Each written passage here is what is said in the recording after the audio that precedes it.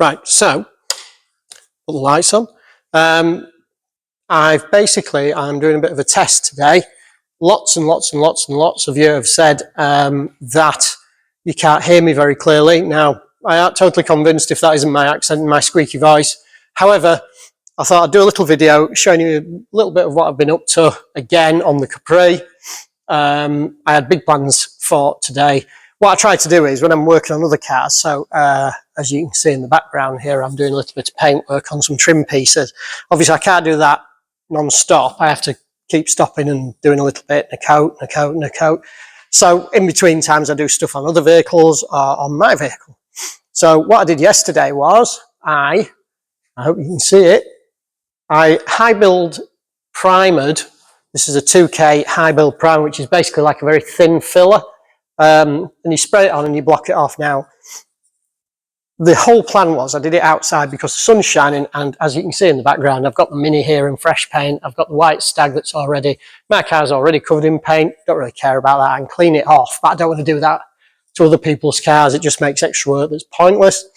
So anyway, so I got this in 2K primer and I thought, well, I'll stop back last night and I'll block it down and I will spray it tomorrow. If I take you down the workshop, the boot lid is sat on the Capri. I'll spin you around. Hopefully you can see it at that. That's all blocked off, ready to go. I stopped back last night and did all that. Ready for today. That's just dust on it. Ready for today to bob it outside and stick a couple of coats of gloss black on it. It turns out that you cannot flat and polish satin black. As soon as you do, it takes the satin out of it. So really that's not very practical, especially in a workshop like this. It's not perfectly clean. So I'm doing a little bit of blocking on here. Use a block pad like that, and I'll show you what I'm doing. And then when it comes to painting it, I'll show you what I'm doing when I do that as well. Thank you.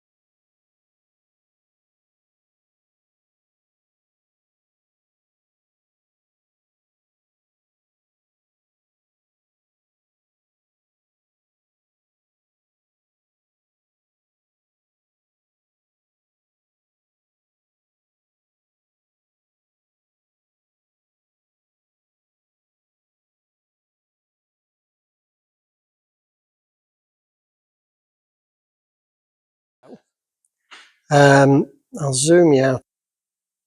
As you can see the bonnet there, what I've done is I've put 3 coats of high build primer on with a big spray gun. Now, I'm no painter. This is just what I've been told over the years. My results have come out really well. So, you know, I'm not the quickest in the world, but I do take my time to try and get it right. There will be ways of beating this and doing it quicker, but I just do it this steady way, and it takes a little while longer, but doing it right and not having to redo it, if you know what I mean, is quicker in the long run. And plus, this is my car. If it takes me 25 years, it doesn't really matter. I couldn't charge a customer for it because every paint job would cost about £30,000. So what you do is, you spray the bonnet, you get it really close, you block all your filler off with a block. If this is a proper block, this is Abranet on there. Abranet's brilliant stuff. That's a 320 grit. It velcros onto there. 3 coats of high build primer on there. Once your filler work is pretty blooming close, you'll notice here there's been like a reaction in the paint. I don't know if you can see that now. And then what you do is put a guide coat of black over the top. Doesn't matter if it's gloss, satin or matte. This is just some satin black I had. Literally just a few little dusts on it. Then with your nice flat block, you block it until all the black has vanished and it's got a nice solid grey colour. Now then, if you look at this here, I'll just get rid of that dust off of there. You can see here, I need to block that some more. Here, it's done. That's absolutely fine. There's a bit of a lighter colour coming through there. That's just because the filler's getting thin. This here needs a little more. You have to be very careful on the edges because obviously your pressure's higher on the edges because that's a less area on your pad.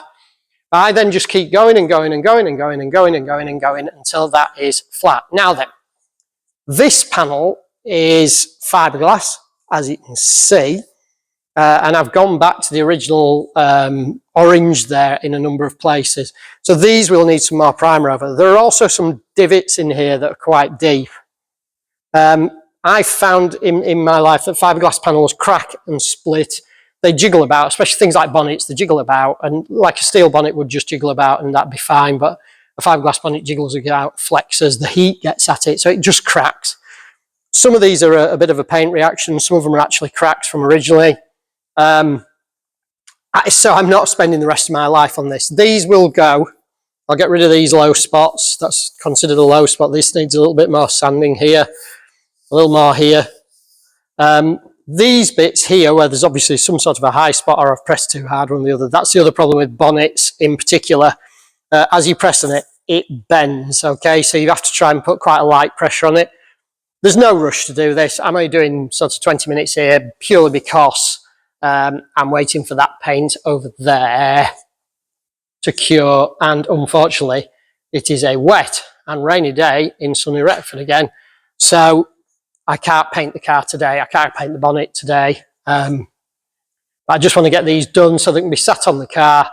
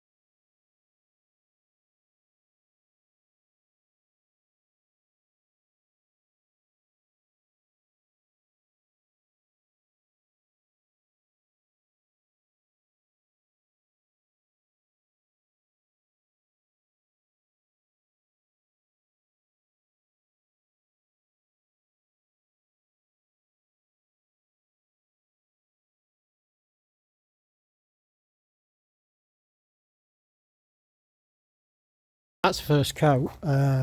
Put it on there with the gun. Obviously I'm outside, it's not ideal conditions. Normally if you're spraying 2-pack you should take a lot of safety precautions. Things like a full body suit so it can't absorb into your skin and stuff like that. I'm wearing rubber gloves to stop it getting into my hands.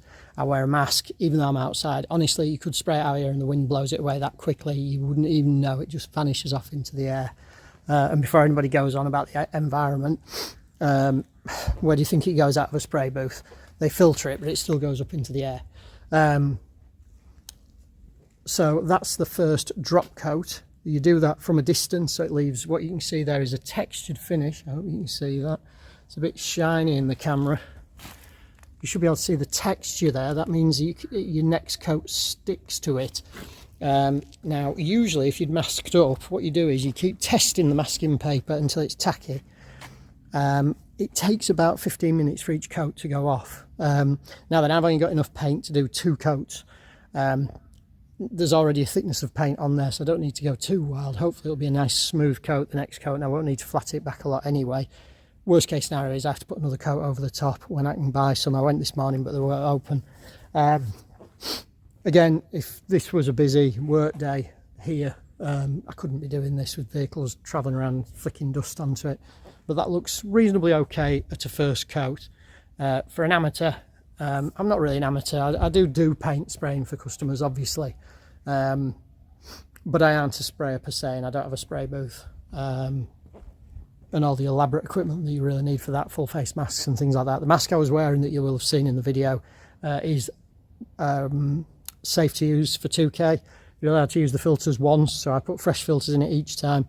Again, I mean, I'm not advocating it, but you could probably spray this outside and not even smell it. I sprayed some of the primer and I forgot to put my mask on and you couldn't smell it. It was just blowing it away. It's almost like a booth where it's drawing it out quickly, but either way, there you go. I certainly am advocating you try this. All I'm saying is if you decide to, I can't stop you.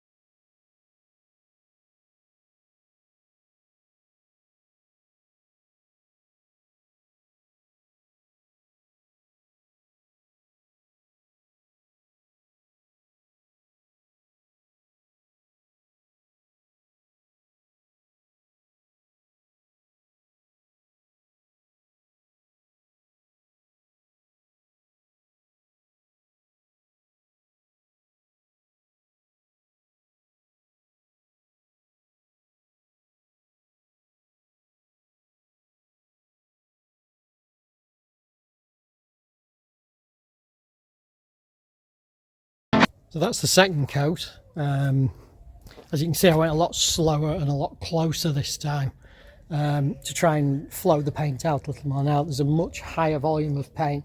I haven't worried about the front of the bumper yet, that bonnet, sorry, hood, whatever you want to call it. I'm obviously going to do a green stripe across the front, so that doesn't really matter at this point, so I'm trying not to waste paint. I'm now in that quandary where I've a little bit of paint left, and I don't know if it's enough to put another coat on.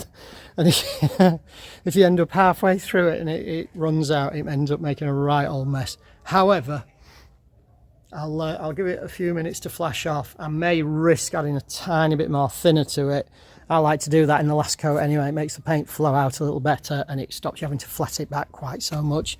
When I talk about flatting back, I sand it down with wet and dry, 3000 grit wet and dry, and that removes that orange peely finish. You can see the orange peel, that's the thickness of the paint. It resembles the surface of an orange, obviously. But as a bonnet now, it's okay. There's a few bugs in it, there's a few little issues with it, but nothing too major. I keep getting these little bubbles appearing in it. I think that's release agent from the fiberglass, because although this bonnet is probably 15 years old, they ooze release agent. It's weird. Fiberglass panels always do it. I obviously, as I say, I'm not an expert painter, so I don't know how people stop that happening. There probably is a way, but it seems very difficult whenever I do it. Right, okie dokie, so I better see what I'm going to do with the paint, and if I'm going to put another shot on, I'll show you that too. Just had to apply the last coat fairly quickly there. Got in the middle of another job and forgot the time, so I didn't have time to start the camera and video it, but there you go. That's the third coat. I managed to put on quite a lot of thinner in that coat, so that will be a thin coat. However, the positive part of that is it's flowed out really nicely and it's quite smooth. You should be able to see, if the video doesn't downgrade it too far, the reflection of the clouds in there. Might see my ugly mug if I go like that. Yeah, there you go. Okay, Obviously it's still going to need colour sanding and flatting. The downside of doing it outside is there's bugs and little bits of dust and stuff appeared in it. Again, wasn't too bothered about the front here. There's a couple of tiny runs that were there previously. I'm not bothered about those either, because that's got to be flattered down again for green. I'm going to put a green stripe across that, so I will have to re-prime it to get it the same colour as the other green on the car. But yeah, quite pleased with that. Tell me what you think. Tell me if you think it looks alright or not. As I say, this isn't a user guide, this is just me doing my car and enjoying doing it. The fact that it's at work is nothing to do with work. If I was doing customers' car panels, they would be done inside and it would be dust free, but unfortunately I have cars in there that I do not want to get black overspray and dust and stuff stuck to, so I've done it outside. Usually I wear a bodysuit, I wear a full face mask, etc., but again, because I'm doing it outside, it's all blowing away like an extractor, so I don't need those to do this. All right, so yeah, quite pleased with that. Hope you think it looks all right. Hope it looks all right in the car. You will have noticed at the beginning of the video I'd done it already once. It would all look like matte black, so I'd flattened it all down again. That's because I did it late on one evening and decided to leave it outside, and it poured it down with rain and ruined the paint finish. So hopefully the forecast is for dry. If you're watching in the States, the UK weather is abhorrent. It doesn't matter what it forecasts, it usually rains. A bit of glorious sunshine would be great now. That would dry that lovely. It would harden it off a little bit. Obviously you can't bake a fiberglass panel anyway, so you can't put it in an oven. However, let's see how it goes. Thank you for watching.